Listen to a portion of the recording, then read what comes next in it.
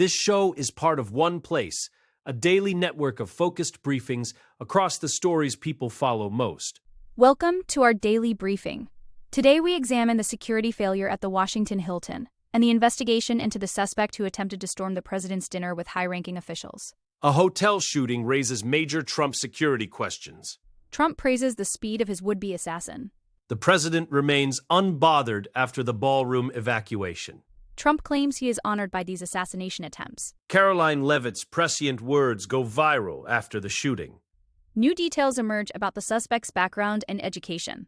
Federal investigators search for a motive in the attack. Reporters inside the room describe a scene of chaos. First, the security breach. The shooting at the Washington Hilton has reignited a fierce debate over the safety of Donald Trump. This is the third major security incident involving the former president in a relatively short span of time, following the Butler rally shooting and the Florida golf course incident. This time, the breach occurred at the White House Correspondents Association dinner, an event teeming with the nation's most powerful figures.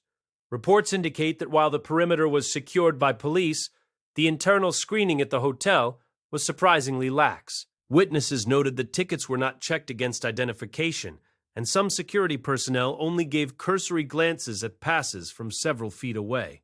This allowed the suspect, Cole Thomas Allen, to reach a level just one floor above the main ballroom where the president and his cabinet were gathered. The details of the confrontation are chilling. Allen reportedly charged through a security checkpoint on the terrace level, armed with a shotgun, a handgun, and several knives. Secret Service agents were forced to engage in a direct exchange of gunfire to stop his advance. CCTV footage shared by Trump himself shows the moment the suspect rushed the checkpoint before being neutralized. This raises the question of how an individual with multiple weapons could navigate a high-profile venue so easily. While the Secret Service is often viewed as an impenetrable shield, the reality at the Hilton suggests a gap between the external road closures and the internal ballroom security. With the president calling his job the most dangerous profession, the pressure on his protective detail has never been higher as they face scrutiny over these recurring lapses. Next, Trump's reaction. In a surprising turn during a 60 Minutes interview, Donald Trump seemed almost impressed by the physical capabilities of the man who tried to kill him. Speaking with Norah O'Donnell, Trump described the suspect, Cole Thomas Allen, as a blur because of the speed with which he moved through the hotel. Trump noted that the man allegedly ran 45 yards and popped through the security checkpoint with incredible momentum. In a classic display of his unique rhetorical style, the president even joked that the NFL should consider signing the suspect because of his athletic performance. While the comment might seem lighthearted, it underscores Trump's tendency to find a narrative hook, even in the most life-threatening situations. He seemed fascinated by the sheer audacity and physical drive required to attempt such a breach in a room full of armed agents. Despite his comments on the suspect's speed, Trump was quick to pivot to praising the professionalism of his security detail. He described the moment agents drew their weapons as amazing, noting that they took the suspect down immediately once he was identified as a threat. The incident did result in a Secret Service agent being struck in the chest, though a bulletproof vest fortunately prevented a serious injury. Allen was apprehended alive and is now facing federal charges. Trump's focus on the professionalism of the takedown serves to reinforce his image as a leader who is protected by the best, even as he acknowledges the terrifying speed of the threat. It is a strange juxtaposition, praising the efficiency of the guards, while simultaneously marveling at the physical prowess of the person who was trying to bypass them. Now, the president's mindset. Following the evacuation, Trump maintained a remarkably calm demeanor, telling reporters that he simply wasn't worried during the chaos.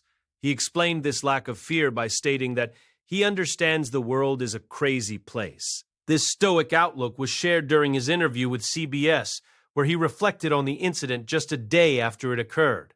The president was joined at the dinner by a significant portion of his inner circle, including Vice President J.D. Vance and Robert F. Kennedy Jr. When the shots rang out in the foyer above the ballroom, the entire group had to be rushed to safety. Despite the high stakes, the White House released a statement describing Trump as fearless.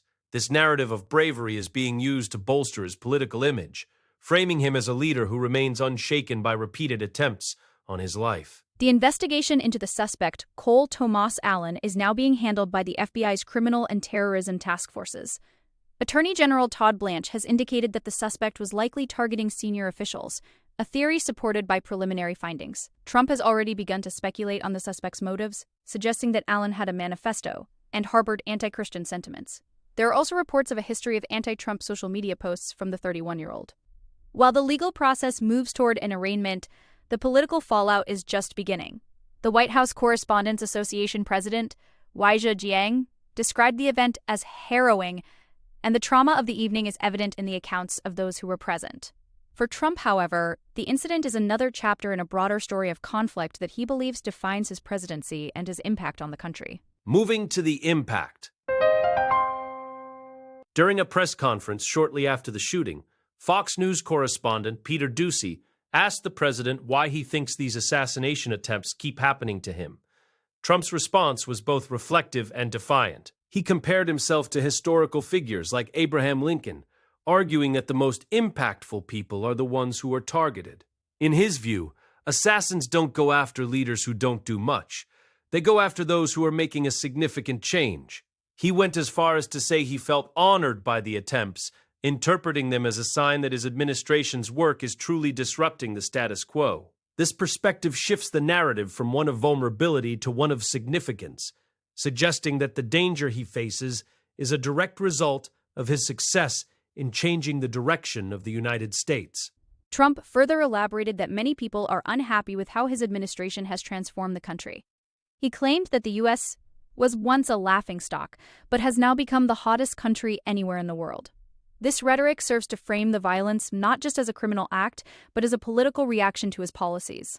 By linking the shooting to his political impact, Trump is effectively using the incident to reinforce his platform to his supporters. He told Doocy that the answer to why this keeps happening is simply that he has done a lot. This approach allows him to maintain a position of strength, even when faced with the reality of 5 major security breaches since 2024. It turns a moment of national crisis into a testament to his own perceived influence and the resistance it generates. Next, a viral moment. White House Press Secretary Karoline Leavitt is at the center of a viral storm following the shooting, due to comments she made just moments before the violence began. On the red carpet, she told Fox News that the evening would be entertaining and that there would be some shots fired tonight in the room. While she was clearly referring to the tradition of political roasting and verbal jabs common at the correspondents' dinner, the literal shots that followed made her words feel eerily prescient. Leavitt was later among those evacuated when the actual gunfire erupted. She has since taken to social media to clarify her stance, condemning the depraved crazy person who hijacked what was supposed to be a celebration of free speech. The irony of her pre-dinner remarks has not been lost on the public, adding a surreal layer to an already chaotic night. In her follow-up statements, Leavitt praised the bravery of the Secret Service agent who took a bullet to the chest while moving to neutralize the shooter. She emphasized that the political violence needs to end and expressed gratitude for the law enforcement officers who kept the president and his staff safe. Her posts also highlighted the intended nature of the event, which was meant to feature Trump delivering jokes and engaging with the press. Instead, the night was defined by a life-threatening emergency. Leavitt's transition from light-hearted red carpet banter to serious calls for prayer and security reflects the sudden shift in atmosphere that everyone at the Hilton experienced. Her viral moment serves as a reminder of how quickly the political landscape can turn from a staged performance of wit into a very real and dangerous confrontation with violence. Now, the suspect's profile. As investigators dig into the life of Cole Thomas Allen, a complex picture is starting to emerge. The 31-year-old suspect from Torrance, California, is not a typical high-profile criminal. He holds a mechanical engineering degree from Caltech and a master's in computer science. Those who knew him, including a 17-year-old student he tutored in physics, described him as very smart and helpful, though perhaps a bit quirky. The student noted that Allen never brought up politics or his personal ideology during their sessions, keeping his opinions to himself. This makes the sudden outburst of violence even more shocking to those in his immediate circle. He was even recognized as a Teacher of the Month by his employer recently, suggesting a stable professional life that stands in stark contrast to the events that unfolded at the Washington Hilton on Saturday night. However, other details suggest a more troubled side to Allen. NPR has confirmed that he visited gun ranges in Southern California and attended at least one No Kings march.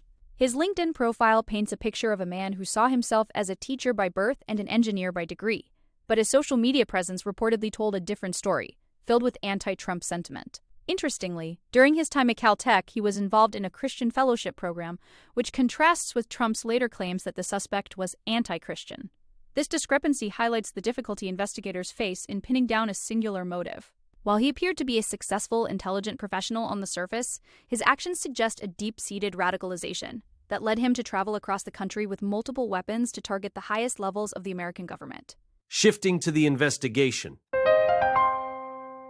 The investigation into the shooting is moving rapidly, with federal authorities working to piece together Allen's movements leading up to the dinner.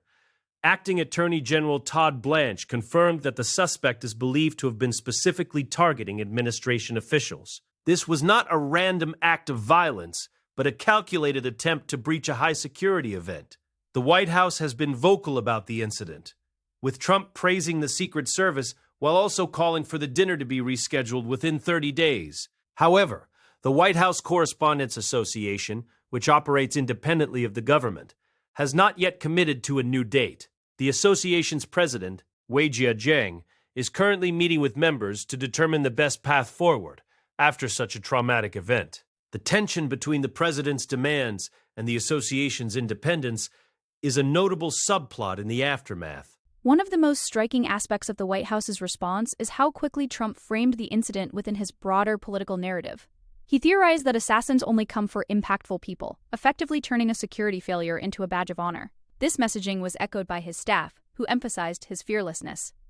Meanwhile, justice correspondents are focusing on the legal hurdles ahead for Allen, who is expected to face a litany of federal charges. The fact that he was able to get so close to the ballroom, where much of the cabinet and Congress were seated, remains the central concern for investigators.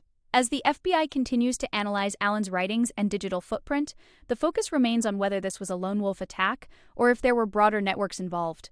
For now, Washington remains on high alert as the full scope of the threat is assessed. Finally, the room's chaos.